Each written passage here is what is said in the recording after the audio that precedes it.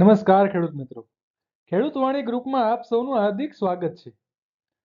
મિત્રો, આજે આપણે જોઈશું ચણાના પાકમાં આવેલી લીલી ઈયળ ઉપર નિયંત્રણ કરવાનો દેશી ઉપાય. જી હા ખેડૂત મિત્રો, આપણે લગભગ દવા છાંટીને તો એનું નિયંત્રણ કરતા જોઈએ છીએ, પણ દેશી ઉપાય કેવા છે કે જેનાથી લીલી ઈયળ ઉપર નિયંત્રણ કરી શકાય. તો આવો જોઈએ તેની વિગતવાર માહિતી.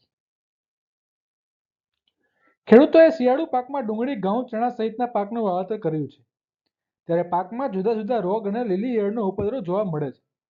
આ ઈયળનો ઉપદ્રવ અટકાવવો ખૂબ જ જરૂરી છે. ઈયળના કારણે ઉત્પાદનમાં ઘટાડો થઈ શકે છે. તો આ દેશી ઉપાયો થકી પાકમાં આવેલા ખાઉધરી લીલી ઈયળ પર અસરકારક નિયંત્રણ મળી શકે છે. હાલમાં આ પાકના વાવેતર દરમિયાન લીલી ઈયળનો ઉપદ્રવ ખૂબ વધુ જોવા મળી રહ્યો છે.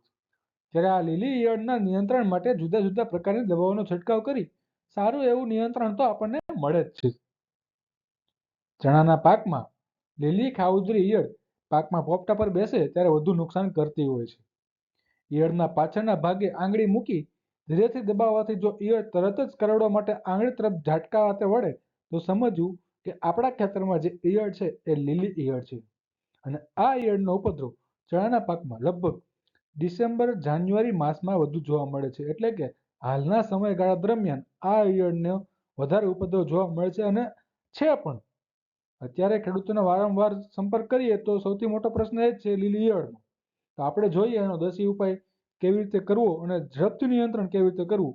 તો આ વિડીયોમાં બનતા રહેજો અને હાલમાં જ ખેડૂત વાણી ગ્રુપને સબસ્ક્રાઇબ કરી વધુમાં વધુ માહિતી ખેડૂતો સુધી પહોંચાડજો. ચણાના પાકમાં ધાણા, રાય આંતરપાક તરીકે વાવેતર કરવું.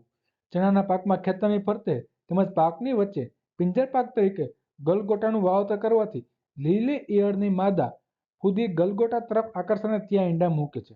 જી હા મિત્રો, ચણાના પાકની ફરતે ગલગોટાનું વાવેતર કરવાથી જે લીલી ઈયળના માદા છે એ ગલગોટા પર ઈંડા મૂકે છે.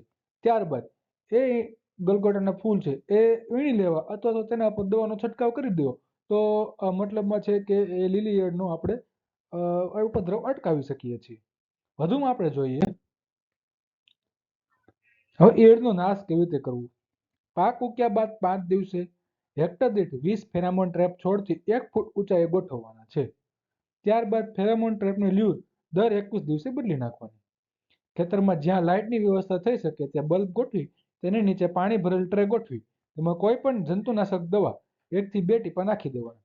જેથી રાત્રિ દરમિયાન પ્રકાશ તરફ આકર્ષાઈને જે ફુદાવા આવે છે એ પાણીમાં પડતાની સાથે જ નાશ થઈ જશે. પક્ષીઓને ઈયળ શોધવામાં સરળતા રહે તે માટે ઊભા પાકમાં અંગ્રેજી ટી આકારના પક્ષીઓને બેચવાના ટેકા હેક્ટરે 40 થી 50 સંખ્યાથી છોડથી 3 ફૂટ ઊંચાઈએ મૂકી દેવાના. તો આવી રીતે જે પક્ષીઓ ત્યાં આવીને બેસશે અને ઈયળને વીણી શકશે. તો આ પણ એક અગત્યનો મુદ્દો છે.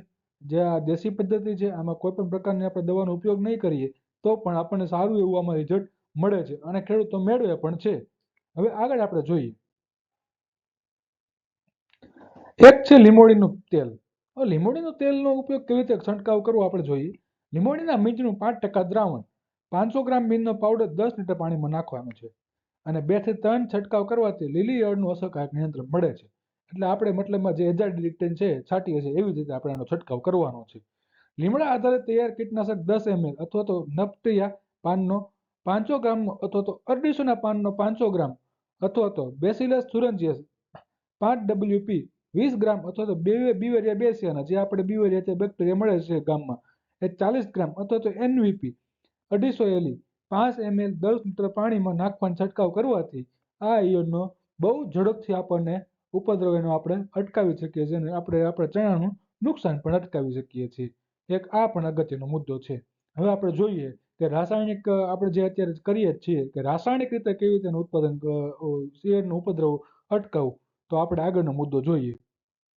લીલી ઈયળના રાસાયણિક નિયંત્રણ માટે છોડમાં 50% ફૂલ બેસવાની અવસ્થાએ અને ત્યારબાદ 15 દિવસે ક્વિનાલ્ફોસ 20 ml અને ફ્લુબિન્ડામાઇડ 2 ml અથવા ક્લોરાન્ટામિલ પ્રોલ એ 1.5 ml એટલે એ કોરાઝોન અથવા ઇમામેક્ટિન બેન્ઝોએટ 2 ગ્રામ 10 લીટર પાણીમાં ભેળવીને છાંટવાથી આપણને વધુમાં વધુ ઝડપથી આ ઈયળનો આપણને ઉપદ્રવ અટકી જાય છે. તો મિત્રો આ આપણે દવાનો ઉપયોગ તો લગભગ કરતા હોઈએ છીએ પણ જ્યારે આપણે વાત આવે કે બીવેરિયા બેસવાના છે, MPV છે, લીંબોળીનો તેલ છે, એની મદદથી જેટલું બને એટલું આપણે આનું ઉત્પાદન ઉપદ્રવ આપણે ઘટાડીએ તો આપણને ખેતીના ખર્ચમાં પણ ફાયદો થશે અને ઝડપથી આપણને રિઝલ્ટ પણ મળશે. તો આવા ને આવા વિડીયો આપણે જોવા માટે તમે હાલમાં જ ખેડૂતવાણી ગ્રુપની બાજુમાં સબસ્ક્રાઇબ કરી દો અને ઝડપથી તમે કેવી રીતે નિયંત્રણ કરવું એની તમામ માહિતી મેળવતા રહો.